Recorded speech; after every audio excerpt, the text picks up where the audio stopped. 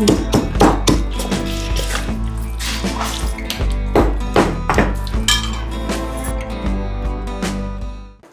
జన్మమే రుచి చూడడానికి దొరికెరా.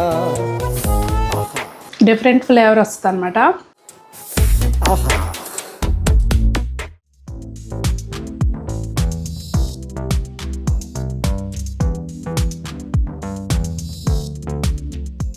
పెద్దలందరికీ నమస్తే, పిల్లలందరికీ హాయ్. ఎలా ఉన్నారండి? అందరూ బాగున్నారా? మేము చాలా బాగున్నాం. మీరు కూడా చాలా చాలా బాగున్నారని ఆశిస్తున్నాను. ఈరోజు వీడియో అయితే కాస్త డిఫరెంట్గా అండి.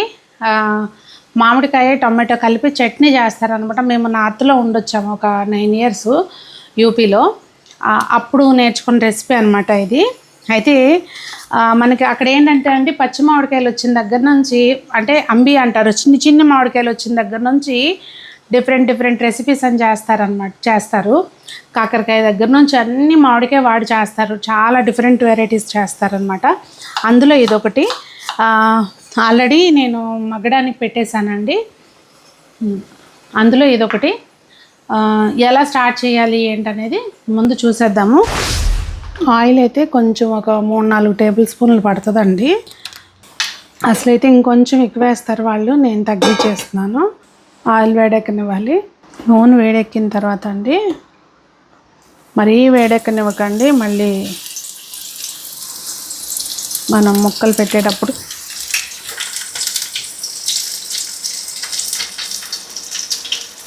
చెయ్యి కాలద్ది అని చెప్తున్నాను. చెయ్యి కాలింది ఆల్రెడీ, ఏదో ఒకటి చేస్తుంటా. ఈ లోపల అక్కడ అన్నీ సర్దేస్తున్నాను. ఈ నూనె ఎక్కువ వేడైపోయింది.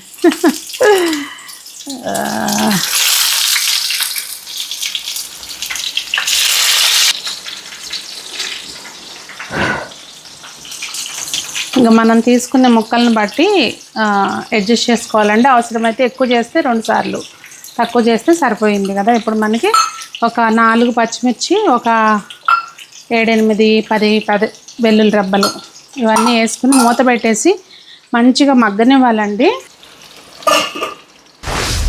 ఇదిగోండి మగ్గుతున్నాయి చక్కగా మంచిగా. మనం ఏంటంటే ఒక సైడ్ మగ్గిన తర్వాత దీన్ని మళ్ళీ రెండో వైపుకి తిప్పుకోవాలి. మనకు అర్థమైపోద్దండి. లేదంటే డౌట్ వస్తే కనుక కొంచెం నొక్కి చూసుకుని అప్పుడు రెండో వైపుకి మార్చుకోవాలి. టమాటా మెత్తబడిపోయిన దాన్ని బట్టి కూడా అర్థమవుద్ది మీకు. దగ్గరికి కూడా చూపిస్తాను నేను మళ్ళీ. ఇది కొంచెం మగ్గడానికి మనకు ఒక 7-8 నిమిషాలు పడుతుంది. ఈ లోపల ఏం చేద్దామంటే ఒక 2 ఉల్లిపాయలు సన్నగా, మనం బాగా సన్నగా చాప్ చేసుకుందామండి. మీకు ఎంత సన్నగా తరగడం వస్తే అంత సన్నగా.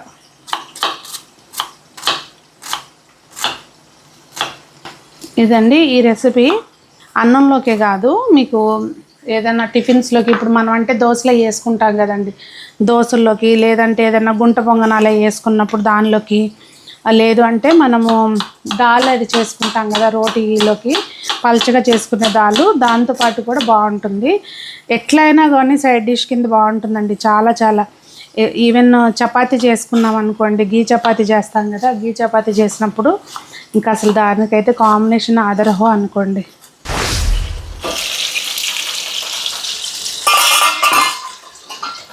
చాలా చక్కగా మగ్గుతుంది. ఇంకా మనకి సాఫ్ట్గా అయిపోయిందండి. ఒక సైడ్ అయితే ఇటువైపు కూడా తిప్పుకుందాము.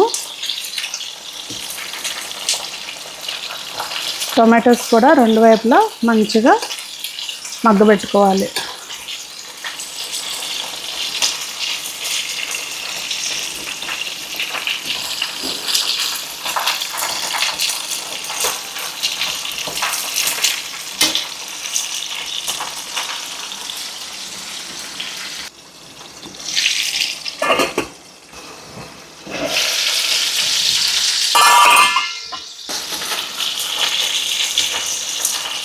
రెండు వైపులా మంచిగా మగ్గిన తర్వాత ఇంకా గ్యాస్ ఆఫ్ చేసుకోవడమేనండి.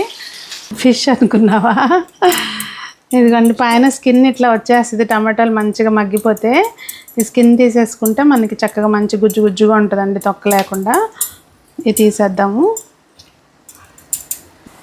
కొద్దిగా ఉప్పు వేసుకునండి. ముందు ఏం చేయాలంటే మనము ఎల్లుల్లిపాయలు పచ్చిమిర్చి ఉన్నాయి కదా, ఇవి మాత్రమే దంచుకోవాలండి. మిగిలిన మనం ఊరికే మ్యాషర్ తోటి మ్యాష్ చేసినా కానీ మంచిగా మ్యాష్ అయిపోతాయి, అదే మెత్తగా అయిపోతాయి అన్నమాట. ఇవి ఒక్కటే కొంచెం రోట్లో నూరేసుకుంటే బాగుంటుంది. లేదు అంటే నాది బ్లెండర్ పాడైందండి, బ్లెండర్ కాదు పాడైంది. లేకపోతే చాపర్లో వేసినా కానీ చక్కగా వస్తాయి. మంచి వాసన వస్తుంది. ఇంకా మనం ఇది కూడా అండి చక్కగా ఆ స్కిన్ లేకోకుండా మంచిగా స్పూన్ తోటి ఇట్లా అనేస్తే గుజ్జు వచ్చేస్తుంది. ఇదంతా కూడా తీసేసుకోవాలి, అందులోకి తీసుకోవాలి, ఎందులోకి తీసుకున్నా పర్వాలా. దీన్ని అలా లైట్గా కొంచెం పైకి కిందకి ఇట్లా ఆడిస్తే చాలండి, చక్కగా మంచిగా అయిపోతుంది.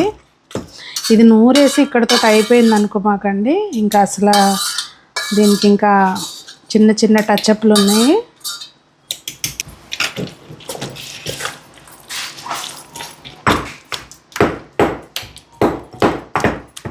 మనం కట్ చేసుకున్న పచ్చిమిర్చి రోల్ చాలేదండి, పెద్ద రోల్ ఎందుకులే ఇందులో సరిపోద్ది కదా అనుకున్నాను, రోల్ చాలే. కొంచెం కారం అంటే పచ్చిమిర్చి టేస్ట్ ఇది రెండు కలిపి ఇంకా బాగుంటుందండి. ఇందులో అయితే బయటకు వచ్చేసేటట్టు ఉంది. మనం వేయించుకున్న దాంట్లోకి కలిపేస్తానండి మొత్తం.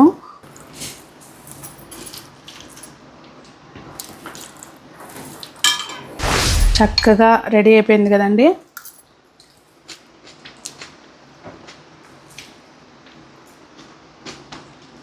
డిఫరెంట్ ఫ్లేవర్ వస్తుంది అన్నమాట. అన్నంలోకి బాగుంటుంది, చెప్పాను కదా, దోశల్లోకి చపాతీలోకి. ఇదిగోండి గుంట పొంగనాలు వేయాలి ఇప్పుడు.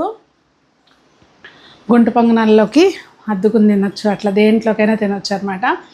ట్రై చేయండి, ఎలా వచ్చిందో తప్పకుండా కామెంట్స్లో చెప్పండి. మరి అందరూ బాగుండాలి, అందులో మనం ఉండాలి. ఇలా మనకు నచ్చిన వంటలు చేసుకుని జీవితాన్ని ఆనందంగా ఆస్వాదించాలని కోరుకుంటూ మీ సునీత.